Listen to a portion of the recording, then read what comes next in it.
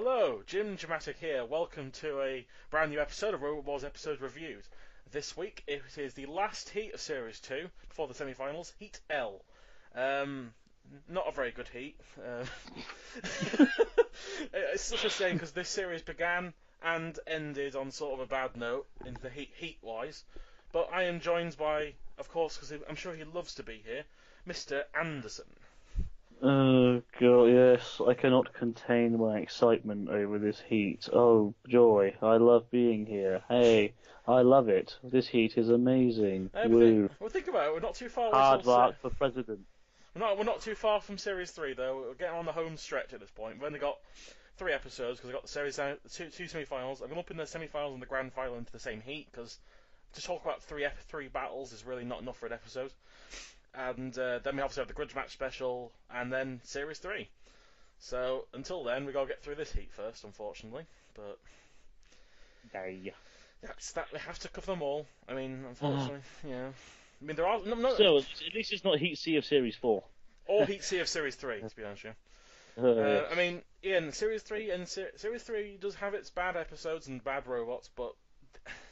Here's the thing, right? Again, I don't like. I mean, God, that Hypnotist thing. I mean, that was rubbish, wasn't it? God, Hypnotist. Oh, dreadful. Don't know why everyone loves Chaos 2 so much. It didn't do anything. I know. Prize fighter, mate. Come on, that's a real robot. Let's do this.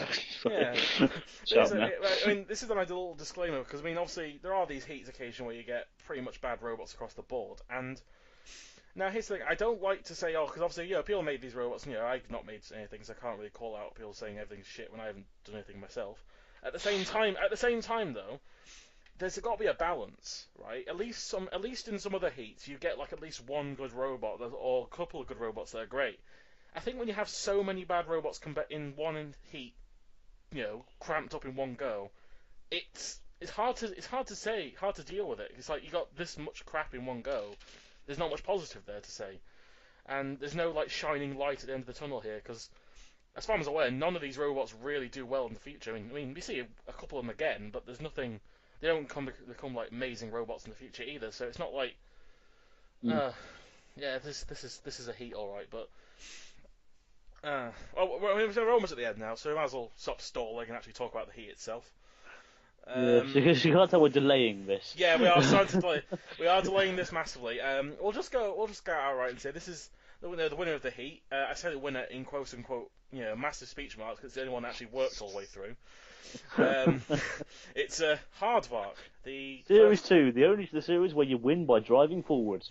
As I briefly said last heat, this robot was fine in its heat. As soon as it got into semi-finals, this thing kept floundering every single time it appeared, and it showed how it got an easy way to get into the series, into the semi-finals. Because if it had been any other heat, it might have got beaten by another robot quite easily. Because Hardvark isn't bad. It's not. It's probably the only best looking robots in this heat, but it's just okay. I'm not a fan. I'm not a massive fan of the Series 2 Hardvark. I like the Series 3 one because it looked great. It looked sleek. Had the really cool weapon on the arm which came down. It looked awesome. It was just okay. I mean, it was in all fairness, it was a good robot. It would have been a heat finalist in any other heat easily, I think, and probably could have won a couple of them as well. But I just don't think it was anything special either. But I mean, credit where it's due to it, I guess. Yeah, I mean, Series 3 version had the little saw on it, but the saw never would have done anything if you were realistic about it. I mean, it did damage to Henry. Doesn't saying much, but it did damage to Henry. That's Henry though. Yeah. And Henry 2 faced so much better. But Hardvark itself, it's not a bad robot. It's actually one of the more well-controlled robots in this heat, granted. I never at one point going, this. I mean, the only robot had a good go in the Sumo. To be honest with you, the only one had a decent go. Maybe Havoc push, but yeah, this. I mean, again, it's one of those robots it's very rare for for a heat winner that I have so little to talk about. Because even with Napalm, we could talk about how much we don't sort of like it in a way, or how lucky it was. But here, it's just Hardvark's just good. It's just good. Yeah. It's just good in most mediocre terms, but that's not a bad thing. It still works. It's there. It's like Gravedigger in Series 3. Not a bad robot, but it's just there.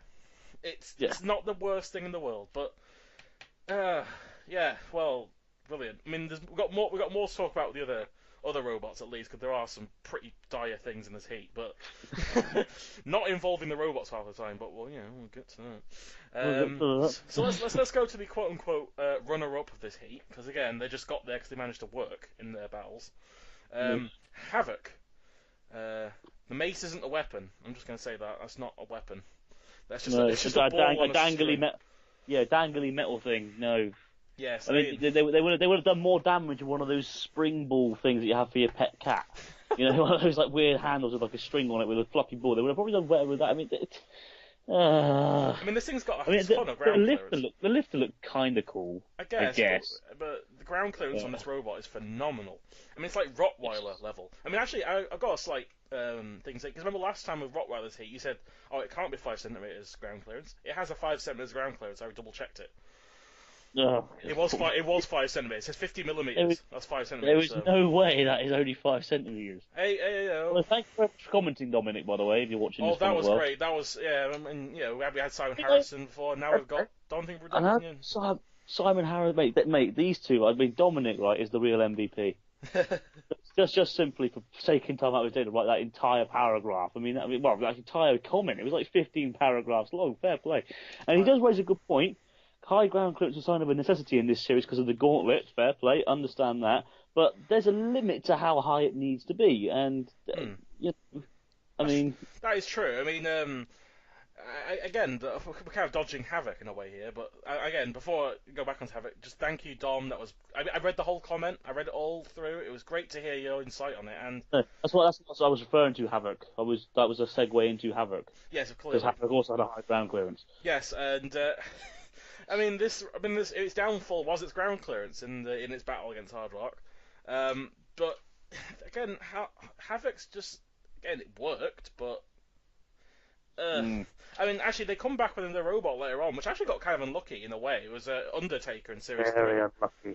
Very unlucky. Again, they suffered from the Series 3 curse of having really bad interference problems, which like half the robots in the series seem to suffer from, and they just spun around in circles, unfortunately. It's a shame, because it probably could have had a good go against Panzer, because Panzer couldn't do anything against it. Panzer was also a flat-load robot, and, well, we all know how vulnerable they are to axes. I mean, I would love to have seen that axe work. It's a shame it didn't come back, actually. Yeah, they never applied again, so... Yeah, because, I would like to say that if it had been working, it would have been a good contender for a Heat finalist. It was a Series 4 looking robot, if you ask me. Yeah, it looks very similar to, in some ways, it looks kind of similar to Gravedigger in Series 4 and 5, that kind of like really high wedge. Yes. But again, they suffered really badly. Panzer couldn't have done anything to them in the battle, because it just kept driving up it. Yeah, that's unfortunate. And then Havoc, at least they got a Heat final this time, but... Yeah, never returned, unfortunately, which is... A lot of robots seem to have that problem. They come back in Series 3 and didn't do as well, and just kind of didn't come back again. Or a lot of robots just entered Series 3 and just didn't bother coming back anyway. I mean, Pitbull, for example, that was a bit upsetting. That was quite upsetting, they didn't even try again. It's not in the case of, like, Big Blade and Trident, who had to withdraw despite entering. Here, actually, they didn't enter again, and I have a soft spot for Pitbull. But Havoc... it's just Havoc. It's just Havoc. And they almost was with a third robot not to make it. It's the fucking Gauntlet. Oh, I'm so happy they actually got it. It was just a wire, because if that had happened, I'd be like, this is the worst series. It's not as bad as, me and Anson was discussing this a while ago, it's not as bad as the International League, where a third of the robots failed to work. But, yes. I'm really gonna dislike doing that episode. But, yeah, Havoc's just Havoc. That's all we can really say. Now let's have a bit more free range. Actually, let's go for the more promising of the two robots that actually failed in the next round. Vercingetorix. This, in my opinion, this is producer idiocy at its finest, because they put the two best robots of the Heat in the Heat semi-final round. Yeah, because that should have really been the Heat. That's not me being horrible, but I think that Vercingetorix was probably arguably the best robot in this Heat, actually, and of course the PPZ ruined it, but we'll get to that. But it's a nice robot though. I liked this version of Vercingetorix. I really did, because especially the Series 3 version, which was kind of similar but a bit better shaped, because it was compact, it was low, and it had an effective weapon. Oh god, yeah. I'll give it credit. That was a good push, but actually the biggest problem with Vercingetorix this particular series is that again, it seems to have a lot of problems internally. Like it didn't seem to work half the time. I swear it broke down every single round. In this entire series, a bit like the Blob did. But I think it. Now I think about it, I think it did, didn't it? I'm not too sure. It broke down in the Gauntlet. It broke down on the Sumo, and it just kind of didn't do anything in the battle because all it did was kind of stutter around and then just die. Yeah. It just, I mean, granted the Series 3 version worked a lot better, and then Terrapin decided to screw that up.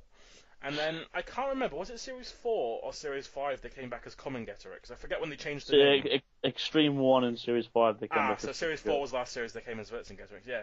And then they had the axe from Series 4 onwards, which actually, it's like a kind of mortis type thing. And, I mean, while I think it looked better as from Series 4 onwards, it just, again, never seemed to ever do well.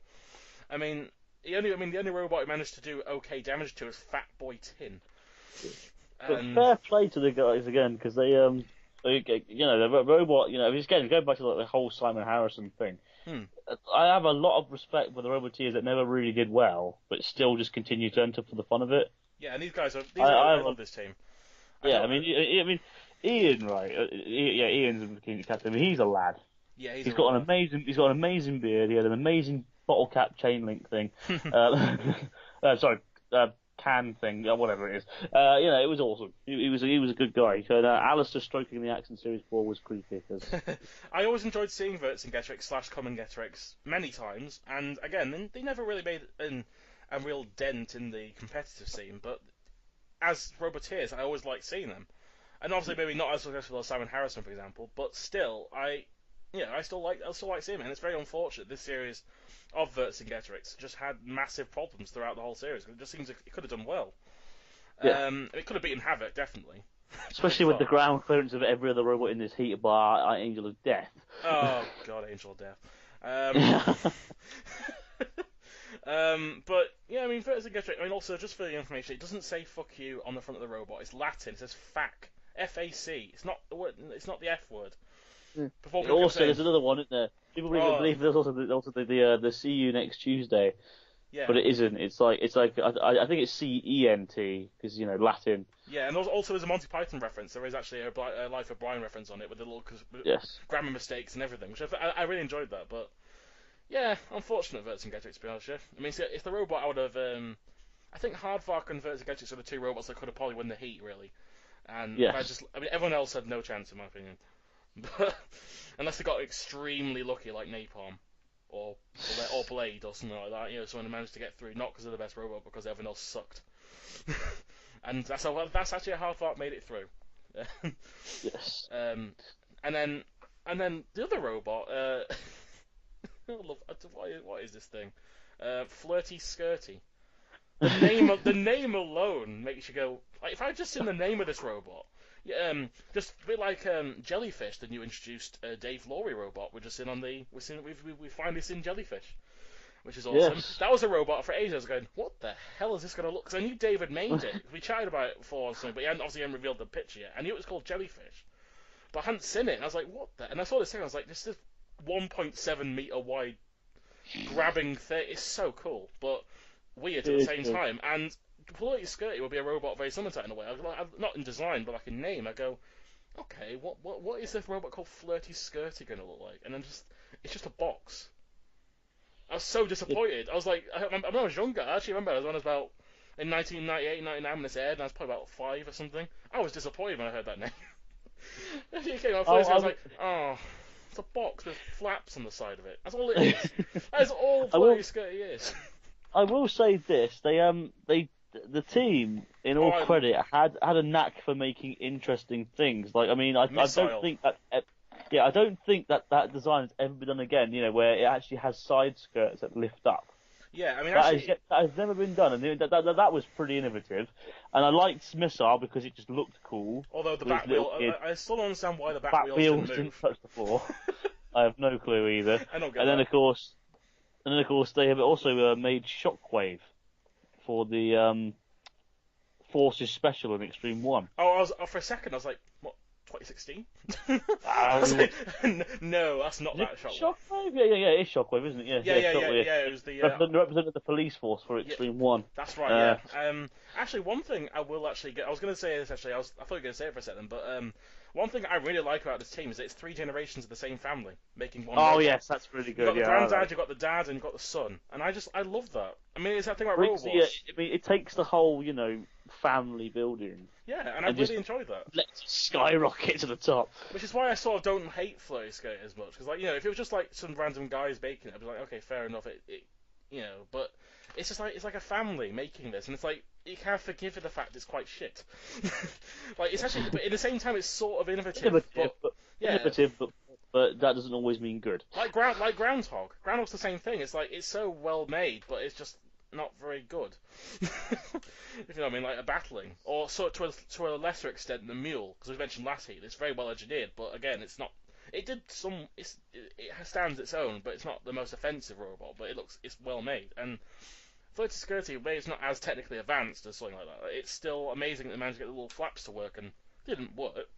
But also, this thing is really slow. 2 miles an hour, top speed. Kim Kardashian's quicker. Yeah, it's tied with a Demon as the slowest robot to ever enter the series. Apart from something that's excluding Walkers, of course. Yeah, but this does bug me because I think to myself, a whole part of this series, because of the Gauntlet and trials, is to have good maneuverability. Yeah. And nigh on 95% of the robots managed to succeed in doing that. I mean, even some of the drivel of the series. I mean, at least PS could move forwards at a quicker pace than this. Yeah, it's like 5 miles now, wasn't it? Yeah, at least there was some maneuverability, but I mean, 2 miles an hour. I mean, what do they expect to do with 2 miles an hour?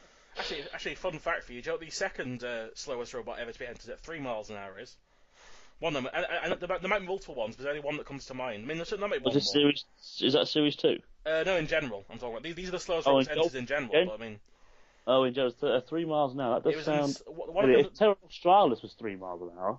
It was actually. I was thinking of another Series 3 robot actually. Hammertron was 3 miles an hour. Oh yes, of course. It didn't even move, so we didn't even see it go 3 miles. Oh yeah, but it moved at minus 10 miles an hour. Yeah, but it's great at moving sideways. I mean, yeah, Floaty Skate. It's not the best robot, but my god, I admire it for the weirdest reasons. Again, I like Missile more because it's just more visually appealing. Even if its eyes can get ripped off by a flamethrower. Which is pretty funny, I've got to admit. But I will just say this now. Heat E is my favourite heat of series. My favourite heat joint with King Buxton's heat in Series 3. So those two are my favourite heats of that series. And I myself happened to have a little cameo in it before I got pitted. So that was nice. And a shame we never saw them again, like in the main competition. So yeah, it was a little shame, but it was nice to see them while they were there, and we get to see them extreme at least later on. So that's a little something. Now, going from a robot I sort of like to a robot I don't like whatsoever. I don't understand this robot whatsoever. Tender Crest. I don't get what they were ever intending to do with it. I mean, it's a round. I'm sorry, but round robots don't work. Unless they're a spinner. Yeah. They don't work. I mean, don't get me wrong. Oh yeah, true. But don't get me wrong, right? I'm a fan as much as the next person of designs that. I mean, I'm a strong believer in that a robot doesn't have to be perfect to be on the show. Yeah. I do enjoy the cannon fodder. I do, but I mean, the problem is, but if you're going to have cannon fodder, it needs to be memorable. It's not. I mean, it's like people turn around and defend Cobra being let into Series 7.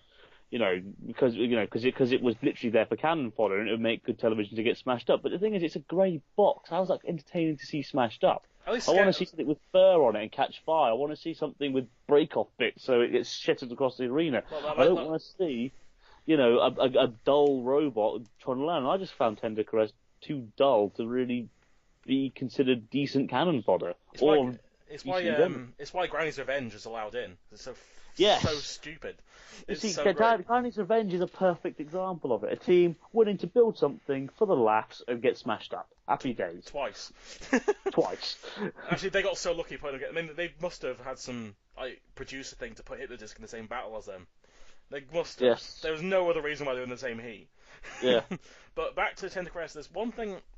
The reason why I don't like this robot a lot is mainly because I find it one of the most confusing robots in existence. Because I mean, there are other robots later on. There's a certain robot in Series 3, you know, Anson, that I really can't stand. This is probably up there, mainly because it's another round robot, but it's a robot that has... It's actually a round robot, unlike Whirling Dervish. They actually can tell which direction it's going in, because they've got a face on one side with the saws, and a spike on the rear. Or is it the front? I don't know, because they come out of the gate at the beginning backwards, but it's forward. Like, the face is at the back, but it's supposed to be at the front. And then, is it... Actually, where is the front of this robot? Is it the spike or is it the face? They never have it consistent. Like, they put the face on the picture, yet it comes out the gate backwards. The problem is as well, also, because it's round, it means that it has like virtually no push, because robots will just keep sliding off of it. Also, they have spikes and saws, the two collectively some of the worst weapons in Robot Wars. Well, in all fairness, Series 2 was practically Saw City, wasn't it? I mean, everything had a really good Saw on it. And even my Series 2, they were outdated as a weapon. But it's the fact that they kept going for... They lasted till, like, Series 4 or something. I mean, the last robot to wield a chainsaw until the most recently... One of the recent revealed robots, Coyote, was a Scorpion in Series 4. And then they realised that... What lower in the US series I've won. And that worked so... Yeah, I was saying, like, yeah, Coyote was the first robot since Series 4 to wield a chainsaw. And also, they did it for a reason. They did it to have like a nod back. Plus, also, it's like a little tail, like a coyote, which is quite cool. But like, back in Series 4, it was like still that was their weapon. That was like a serious reason to do damage. And Tender Crest is like another example. It's like they just put some saws on it, on a round robot, and it just does and it's the fastest robot. And it hits 15 miles an hour. And just like Phoenix, they don't know how to control this thing because it goes all over the place. And wobbles around, just doesn't know where it's going, and bashes into all the walls. And it's like, you could have made this so much more controllable, but they didn't. And also, why is it tiger striped? I don't get that. It's like Limpet. Why is it a robot have confusing tiger stripes that make no sense to their robot? It's just there. Well, Limpet was like a zebra. Yeah, Limpet was a zebra, and this thing's a tiger. Neither of which makes sense. It could be like a Siberian tiger, but the point stands. They don't make sense either way. At least when you have a robot, at least theme it roughly to what it's supposed to be. Roughly, Tender Crest. I mean, it doesn't even suggest tiger, does it? It suggests a lot of other things, but not tiger. And this robot. No wonder they didn't go very far, and then they didn't come back because they realised we're not good at making robots. They could have come back. I mean, I'd love to see them trying again, but he didn't. So. And speaking see of some more wacky inventions. Yeah, and speaking of robots that never came back, for obvious reasons, Angel of Death. Angel of Death, right? I'm just going to say this now. I mean, a lot of people pick on PS Resistance for being a really rubbish robot of Series 2. And At least it was fun, damn it. No, and yes, because PS Resistance isn't a good robot. They even admitted it wasn't a good robot, so I'm not even being horrible harsh and saying it. They called it a piece of scrap. So if the whole team are calling it that, I don't feel bad about calling it a bad robot, because I think I'm justified in that. But it looked kind of weird and odd at the same time, like most of their robots they make. It got past the first round, admittedly because it got lucky, but it got past the first round, and it was funny. It was hilarious, and it was terrible, granted, but it had a lot of charm to it. A bit like how the Nemesis boys do, but obviously much more success than that. And then Angel of Death is just a parallelogram. Nothing else. It's got a few spikes on the side and some quote-unquote saws that don't stick about a millimetre out of the bodywork, which you didn't even know they had them. I remember at one point. I mentioned that to you, and you didn't realise they had them. No, I did not know that they had saws. Yeah, it has saws. It has two saws. I saw the slots. But I thought they took them out. No, they're that hidden. They're actually there. It's like the one on Limpet. I didn't notice that, actually. I only noticed that last year. I'm not joking. There's a sort of the saw. But, yeah, because it disguised with the tiger stripes. But in the case of... I mean, I sort of understood what they were trying to do, like have a saw on the other side so it flipped over. It can self-right. Forgetting that Series 2 is not the biggest flipper series in the world. You know, really only Cassius is the only robot that can really toss a robot anywhere. Bayboss just sort of barely lifts them up like 2 millimeters into the air and pushes them to the House Robots and says, it's your job now. Everyone else doesn't really lift. Oh, GBH is sort of decent as well, but Angel of Death it's so slow. It's got no ground clearance. It's got 2 millimeters of ground clearance. I mean, now again, this is going back to what we were saying earlier. You know, there's such thing as there's too much ground clearance to be that more than necessary, but there's also too little in Series 2. And that makes me wonder, why the bloody hell did they go for the sodding ram rig with that?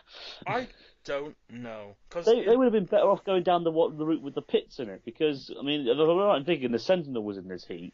Yeah. And it was a flat, low robot, so it would have had a chance trying to get past that. Actually, what I they don't should think have it done would have, but it would have had a chance. What they should have done is, because the last 3 heats of this series for some reason have that awkward thing where they have a ramp on one side and a gap on the next part of it. They should have just gone for the gap. They could have gone as far as they wanted and then maybe got stuck at about 7 meters or something if they got lucky. You know, because I mean, bear in mind that Tender Crest went 5 meters. Yeah. You know, they could have gone okay, but actually just driving into the first pit gets you about 5.5 meters, as Wizards found out.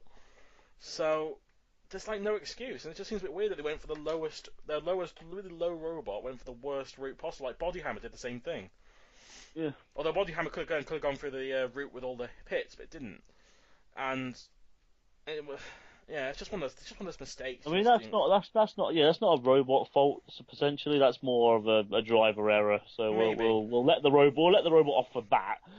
You know. Yes, or let the robot, yeah, but it's still, even driver error aside, this robot's not very good at all. No.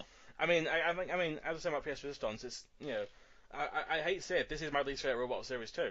Just gonna say outright that it was doomed to fail from the start. It's so low. The saws aren't doing anything. It's just very bland to look at. It's not even that interesting. It's just when Jonathan Pierce introduces this robot, he calls it a purple parallelogram. You could have cut all his commentary out, and you get the same amount of enjoyment out of this robot. And that's all you need out of it. Just a purple parallelogram. That is what Angel of Death is. Next. And yeah, well, that's actually a good transition to the Gauntlet, actually, because yes, it is. Just like Heat Eye with King Buxton and all that, no one completed the Gauntlet because these robots were so crap they couldn't even get to the end of the Gauntlet. Keep in mind that again, Victor made it to the end of the Gauntlet. Megahertz made it to the end of the Gauntlet. Oh god, it did, didn't it? Yes, Megahertz. I mean, I love Megahertz, but seriously. Hey, in Series 1, that bloody Demolisher made it to the bloody Gauntlet. Leebot made it to the end of the Gauntlet, yet not even Hardvark could get it to the end of the Gauntlet, and they still never made it to the Gauntlet. Actually, they are the only semi-finalists not to make it to the Gauntlet at any stage. Because Napalm and King Buxton made it to the end in the semi-finals. What was the best run in this heat? What was the furthest anyone got? 10. Actually, I can't. I think it might have been Floaty Skirty or Hardvark. I can't remember. I don't remember the distances off the bat. Actually, I'm literally typing it in now. Series 2 heat. We're professional, ladies and gentlemen. Hey, I don't have to research everything. Oh, here we go. Yeah, Hardvark at 10.6 meters. Then Flirty Skirty. So that's not even like a really decent run either. 10 points, you know.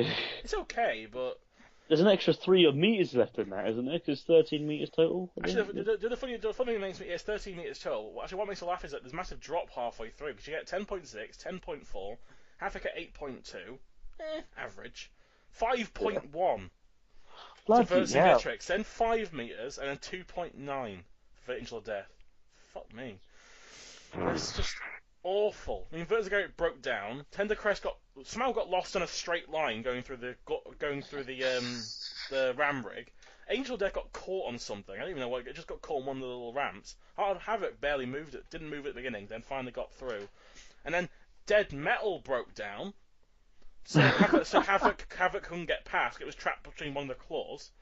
Dead Metal was literally a case of just like, mate, you know what? This heat's so bad. I'm just committing it now. I'm sending it now. The funniest run for me was actually Flirty Skirty because they spent ages, obviously, because it's so slow. They're actually able to fit underneath the gap on the Sentinel. Then they got behind the Sentinel, and the team couldn't see the robot. It was hidden between this pit and the Sentinel, and Sakilop just picked it up and dropped it. He lifted it up so high, it almost like he was going to lift it on the other side of the wall, and just kind of bounced it, bonked into the pit. It's just kind of like pinball, like ding dong, bang, right into the pit. It's just like, it just bounced, the robot. which I didn't think FTC Flirty Skirty bounced, but it did, which was pretty funny. And then Hardvark just got unlucky, really, just kind of getting in the wrong place at the wrong time with Dead Metal. But this is a terrible Gauntlet run, I'm just going to say that now. No, I mean, Hardvox was the only respectable one, and maybe Flirty Skirty, but everyone else got very either lucky or just bad driving. And this heat, this draining me, I swear, because this is the first round. We've got the trials yet. Actually, I mean, oh shit. The trials. All right, I'm gonna have to rant about the trials because this is gonna be. Oh, this is literally Series 2 bullshit. Yes, 101. Right. Okay, so yeah, we know. Yeah, how Angel Death. Yeah, when I don't know. They're never to be remembered or ever use that image on this review series again. Except that's how much I don't care about it. It is not even when we get to Rammstein and the international into the War of Independence. War of Independence. I'm not even mentioning it. Not even gonna bother. But when we get to the trials, it's the Sumo. Not a bad event. Sumo's quite cool. Relatively fair in a lot of aspects because usually Shunt is there. No, it's Dead Metal this time. Oh yes. What? Just like give up or something? Yeah. Just why? He was in the first Sumo in Panic Attack's heat. Why are they just like, oh, nah, he's not good enough for the Sumo. Let's get Dead Metal in. The most unfair robot for a Sumo. Yes. Because he can just grab you and then put you on the side. It's the worst thing. It's like Sir Kill-A-Lot. He just picks you up. But the even worse thing is, Tender Crest got knocked out immediately, practically. But if you saw, right, Dead Metal grabbed Flirty Skirty, took it to the side, and actually, if it had let go then, Flirty Skirty would have gone out first. Yes. But instead, it held onto it, chopped into it for a few more seconds, and then dropped it. Yes. And what's the point? This is why... I mean, I love Dead Metal, but that's stupid. That is just pure bull. And here is the big problems, right? This is why... I mean, it's very rare I go into rant mode in Series 2. It's usually you, Anderson, that does this. But, yes. My God, I hate this so much. Right, first of all, he just picks up a robot and then just holds it for an arbitrary amount of time before he drops them. Like you said, Tender Crest got knocked off in one flick. Like, he got caught. Yeah. He did it relatively quickly. Then Flirty Skirty comes in, he picks it up, holds it for about 4 more seconds, and then drops it. Vercingetorix broke down. He held it on the side and just sawed it, and then it counted as survived. No, it doesn't count. You broke down and he just held you. I think what happened was it actually got stuck in the claws of Dead Metal. But think about it, he broke down though. That shouldn't count. Yeah. He broke down, and then like Havoc, he held it on for a bit longer before he dropped it. Albeit Havoc did last a lot longer than it lasted long enough to at least survive. And Hardvark was the only one that was actually a fair battle because Hardvark actually worked all the way through. But my God, I hate this. This is the worst trials out of all of them. I'm sorry. It's just. I mean, say what you want about the stupid RC race in the featherweight series heat of Series 1. At least it was fair. You can get Dead Metal randomly walking in and just grabbing all the robots in one go. Or say what you want about Skittles in Heat A, which was a poor performance from every robot involved. But again, at least it was fair. It had every other trials for the most part was at least sort of trying to be fair. But here, there was no semblance of being fair whatsoever. It ruined it. Absolutely ruined the Sumo whatsoever. And thankfully, when they brought it back in Series 4, who's the guy who does the Sumo? Shunt. Because he's the only robot who should be doing the Sumo. And that's the only one who's practically built for the Sumo. That's what he was in Series 1. He was sort of made partially in the Sumo in mind. And it shows, because he's just a massive bulldozer. And, Dead Metal, I'm sorry, you're my favourite. Dead Metal's a much better goalie simply because of the claws act as good ball controls. And it's so wide. Yeah, so wide. Also the little saw, when he has it extended outwards in Series 2, is like a little extra arm. And but, again, Dead Metal's my favourite house robot, but I'm sorry, I hate, this is the one time I just genuinely never liked it. It's just like, it's the worst position of it to be in. And it just didn't work. Plain and simple, it just was the worst place to put Dead Metal. And, yeah, as a result, Tender Crest went out, even though technically Flirty Skirty should have gone out. Or maybe, hell, I would have said Vercingetorix goes out, because if you break down, I don't think you deserve to get through. Because you're not really getting through for any skill then, you just broke down. bit like our enzyme broke down in the last heat. I was meaning, and Sam was sort of questioning, does that really count? And I'm sort of the opinion it doesn't. It does count. Like, if you break down, then you don't really go through. I mean, if you broke down the Gauntlet, you wouldn't get through.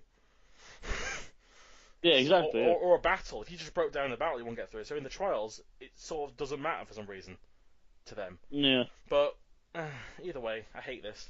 And yeah, just get rid of Tender Crest. It's gone now. They're out, and then finally we have the battles. I like. That's not what you call them. I know. I'd like to call them battles, but honestly, I know I can't even. I was straining to even thinking of calling them a battle, but they technically are. They call them that. God knows. Well, like I said, the bog standard happened. Activate was called. The two robots drove forwards. They nudged each other at least once. Therefore, technically, it's a battle.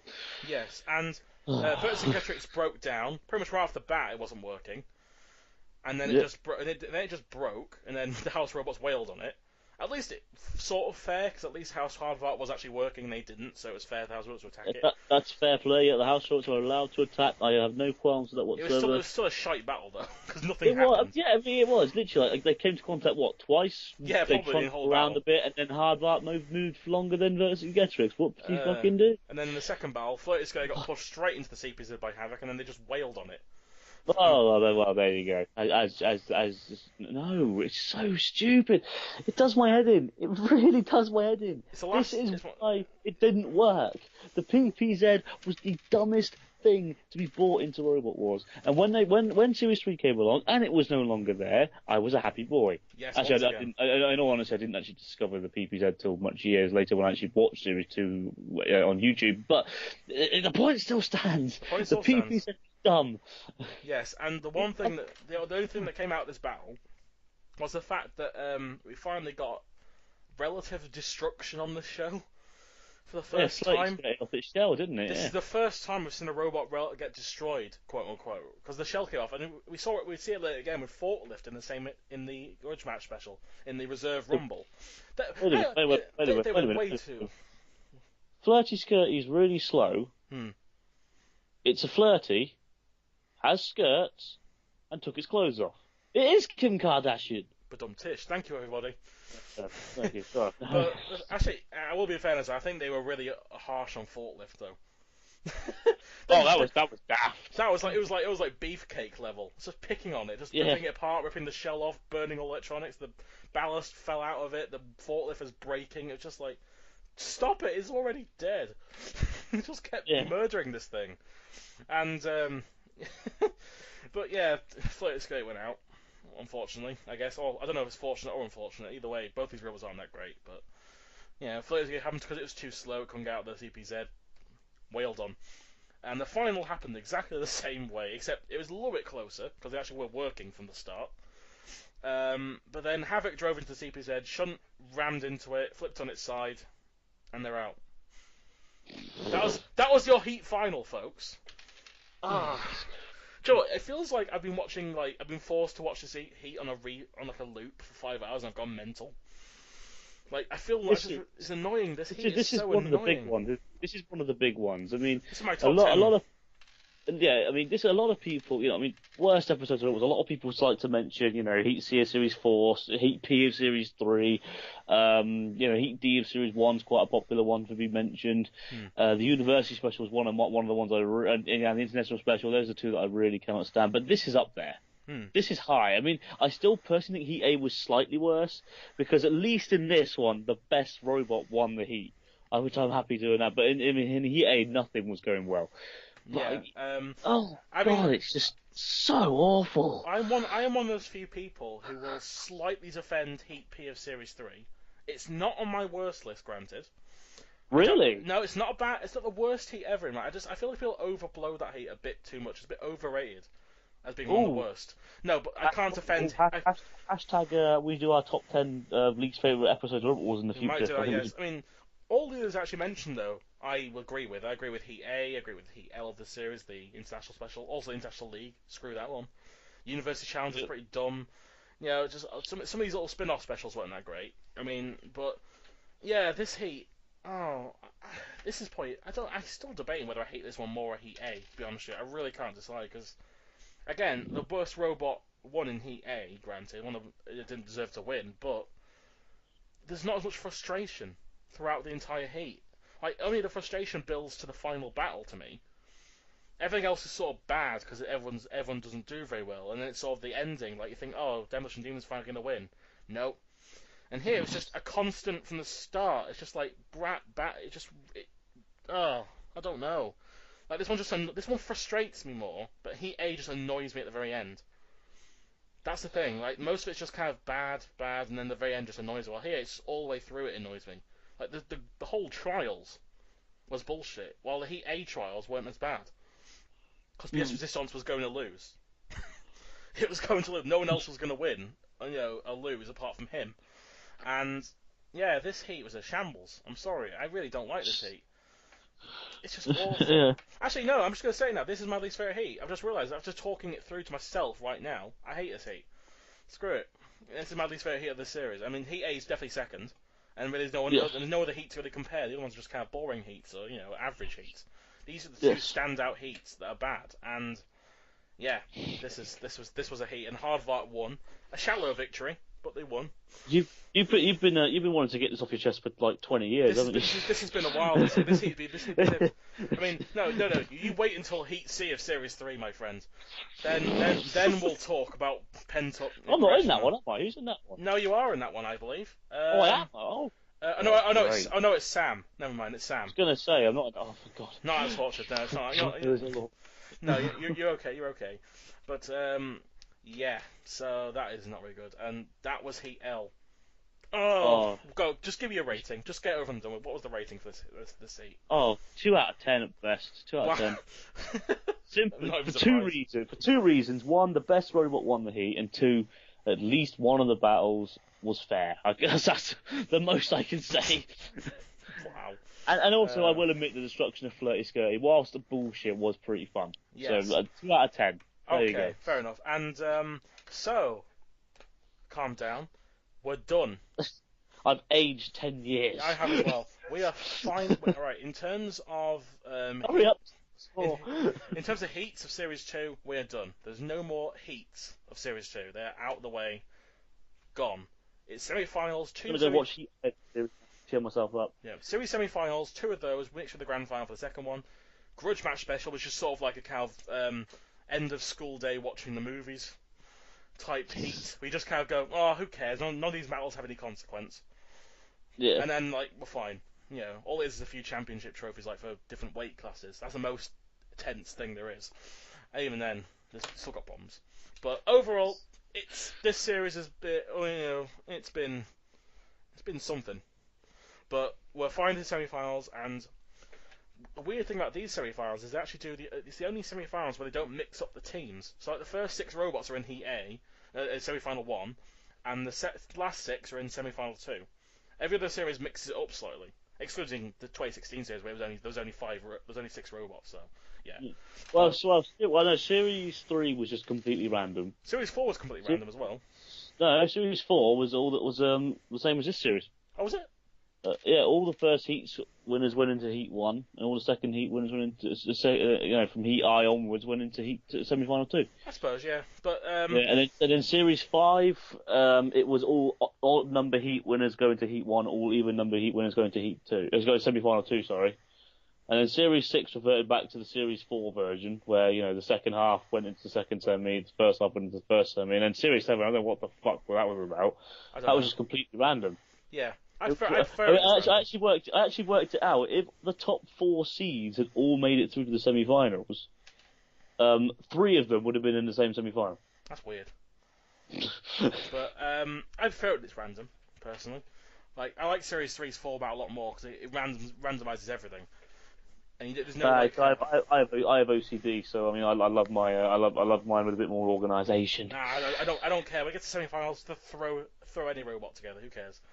But right, so the semi-finals, and obviously when it comes to talking about the robots next heat, we won't be going into too much detail because, as I say, just watch the episodes. We want more details on the robots, but we have our 12 semi-finalists. After all that heartache and ranting and bullshit and Sentinels and Sakilla lots and all that good stuff, we finally got them. And we have Napalm. Good God. Mace. Okay. Yay. Mortis. Yay. Yes. Good. Behemoth. Got very lucky, but yay. Yeah, but yeah. Killatron. Fair enough. Panic Attack. Right. Yes. Yep. Roadblock. Awesome. Cassius. Even more awesome. King Buxton. Awesome. Of course. Good robot, especially in this series. GBH. Decent. Thunderbird 2. They finally got their semi-final. Yep. Never again.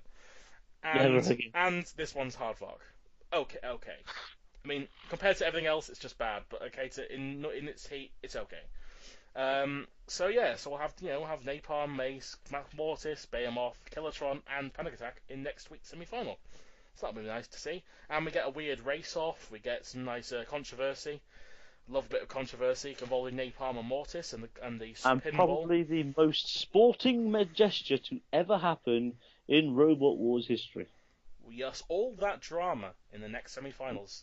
So yeah, that'll be cool. I think you'll join me for that one. I believe. I think. Is it me? I think you'll join me for that one. Yeah, I think so. Oh, happy days.